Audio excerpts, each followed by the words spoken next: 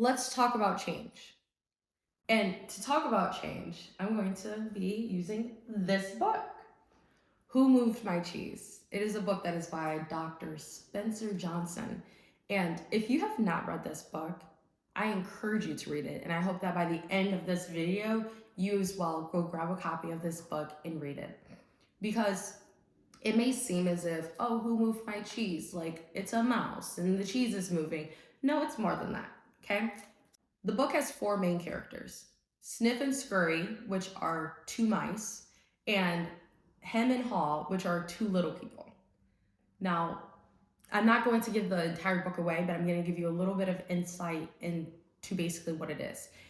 In the book, those four characters are moving around a maze and they are trying to find cheese. The maze is your life and cheese is your purpose, your goals, your drive, right? It is the thing that you are searching for throughout life. So, in the book, they find their cheese, right? Granted. But the thing about it is that Hem and Haw, which are the little people, they get comfy. The moment that they find it, they're comfortable and they are not anticipating, they aren't thinking about anything changing. Whereas the mice, Sniff and Scurry, they're like, change might happen. We've seen it happen before. So let's just not get too comfy. Let's just be very mindful. At some point, the cheese moves.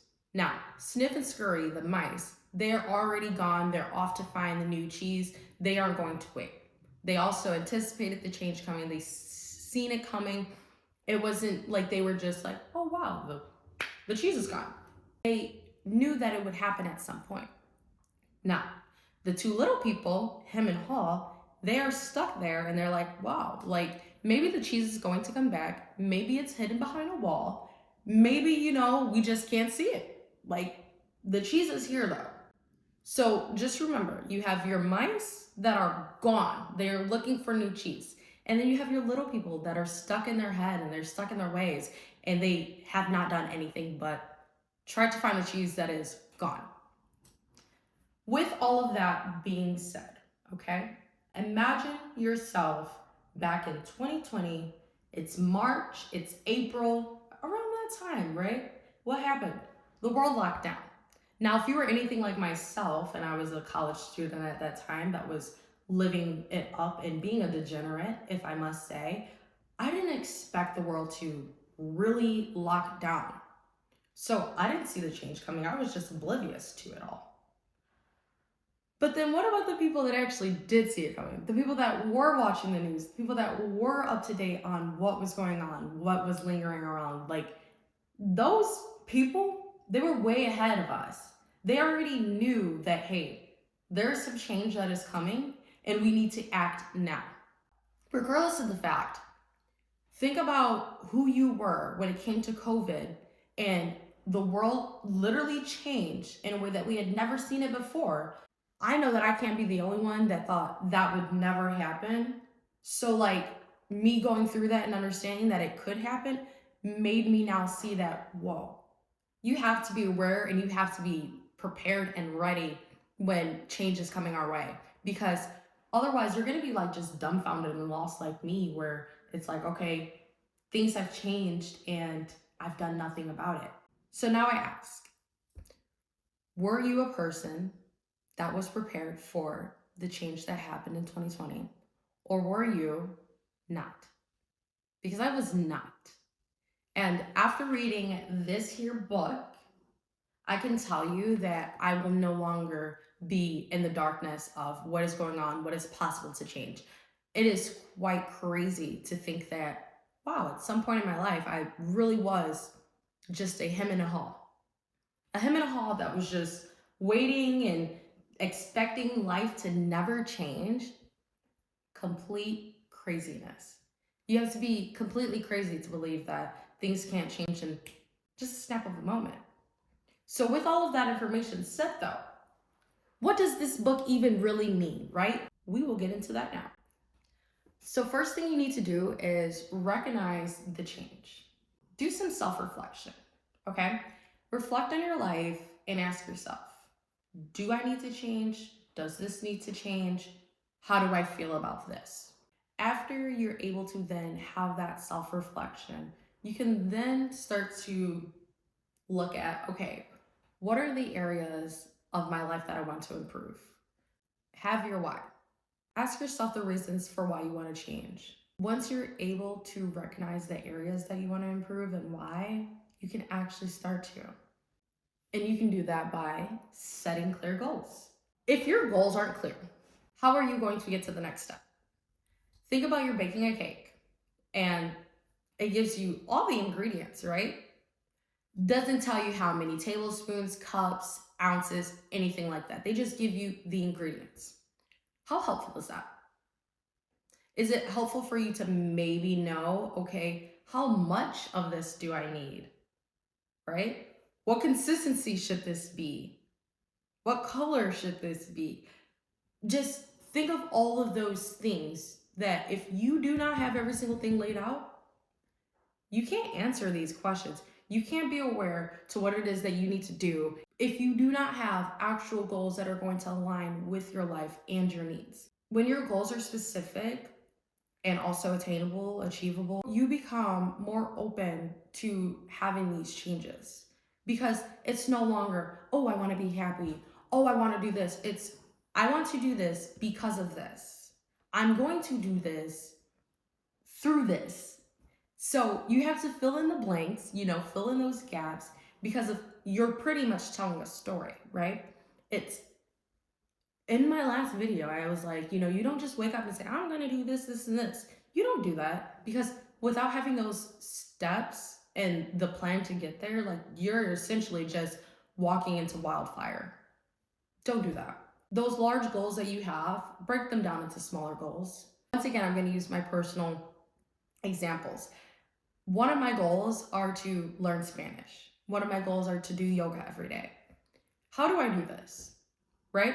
Because to me, those are like grander goals. Me learning Spanish isn't something I'm going to learn in a day.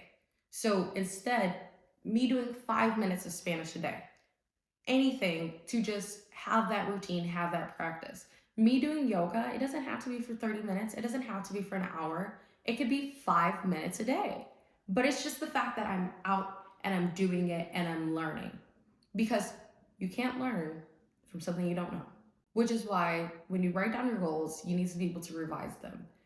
Just because you haven't met your mark on your goal, mine being me wanting to learn Spanish, and I'm like, okay, we getting there. But still in all, you have to understand that whatever major goal it is that you want to accomplish, that is actually a much smaller goal. It's a goal that's going to be on a daily basis, which actually leads me into the next thing. How do we integrate this into our daily life? So think of that huge goal that you have. Now that you've broken down that goal into smaller goals, that's how you integrate it into your life. The first thing you need to do is learn practical strategies to implement this into your life. As I was mentioning with me wanting to learn Spanish, I'm not expecting myself to spend hours a day learning Spanish. I know that that is going to be a little bit hard and difficult for me. However, me taking a little bit of time each day to study and practice is a way that I can get closer to that goal. The second thing is being consistent. To be consistent with your goals, you have to accept that not every single day am I going to achieve the goal the way that I want to. Not every single day do I wake up and do yoga because sometimes I just am not in that mood, and sometimes your body just needs you to respond to it without it constantly just running. Whenever I fail, I allow myself to acknowledge that, hey, you are going against the grain right now and you are not in your routine. I bring that to my awareness because I want myself to be very open-minded to the fact that, hey, you have goals that you want to achieve by the end of the year. And if you aren't doing these things, then you're not going to achieve them. Once I make that small point to myself, right, I then tell myself that, okay, in order to achieve these goals, I have to stay consistent and persevere. So even when I take my days that I don't do my schedule, I have to remember that when I get back to it, it's the same thing. Because one small moment is not going to be the judgment for something that's a lifelong thing. Not every single day are you going to make the right choices. You're going to have these little hiccups in life, But the moment that you normalize them, you can get past that, because it's so easy to be like, oh, I don't think that I can do this because now it's been 3 months that I haven't done it. It's okay. You can go years without doing something, and just because you went years without doing it doesn't mean that you can't ever do it. Every time that you are trying to do something and change, it is not that you need to be 100% better. 1% better. 1% better every day. That's all you need. If you are constantly trying to be this new person, you're going to lose sight on what it is that you're actually trying to achieve. Because in reality, more than likely, you aren't necessarily wanting to become a new entire person. It's more so that you have these negative habits that you want to change. You have to do that. And remember that 50% of your life is in your own hands, okay? The other half, that is up to reality.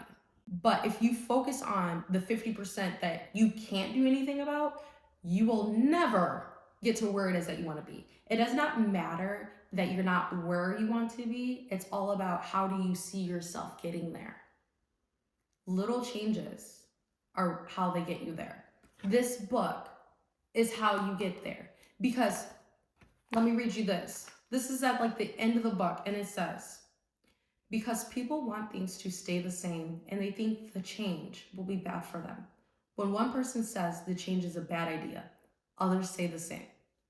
Because we often follow things and we follow people in life, and if someone says that this is bad, then oh, it's bad, but it's not. Becoming a better person is not bad. Implementing new things into your life is not bad. That's up to you to decide on what it is that you want and what you don't want.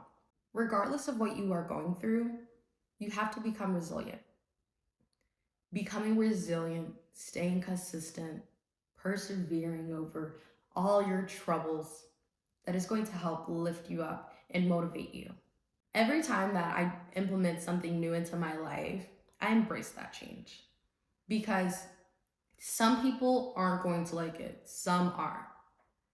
It doesn't matter what the rest of the world thinks. It's about how you think. It's about how you feel. So if you feel as if something is good for you, let that be good. If it's genuinely not good, do not gaslight yourself into believing that what you're doing is good, but come to understand it. If you yourself are not able to understand what you need to change, what you want to change, what needs to improve, how is anyone else going to do that for you? Every video I say, you are the person who creates your success. You create your success, and you're also the reasons for your downfall. Is that harsh? Yeah, but think about it. If your life is in your hands, then you know that you have the power to do all the change. If your life is in other people's hands, you expect them to change. You see how that's a huge difference of if I put everything into my hands and make everything my decision, then I'm able to navigate my own life. I'm able to dictate my own life. If you don't do that and you decide this is going to be this person's fault, this is going to be that person's fault, it's a 50-50 world. Half of it you can do, and the other half you have to wait for the other people. Every setback that you have in life is an opportunity for growth. It is never too late to change, and it is never too late to adapt new things in your life. Whatever it is that you want to become, whatever, you can become it. Start your journey today. Every single thing that I said, take it with a grain of salt and understand that you can create your dreams. You have to do the work. A lot of that self-work can't be done through other people. You have to do that. Self-reflect. Understand yourself. Implement these things into your life. You do all of that work, and the rest of it comes from how everyone else reacts to it. But you deciding what was best for you is that's your only job. The moment that you realize that there was only so much that you control, you will then start to see how change is good. Change is good. I really do hope that this helped you in general. like I said, this book has genuinely helped me. It's changed my mindset. It's changed the way that I think, the way that I just view change in general. And it also pointed out the fact that all the information that I needed to succeed was there. It wasn't up to those people to then bombard me with that information so that I could be aware. You see what I mean? I have to realize that I am responsible for so much of my life. And I am responsible for being oblivious to not seeing the change. So see the changes that are happening and see the changes that you need to make for yourself. Thank you all for watching.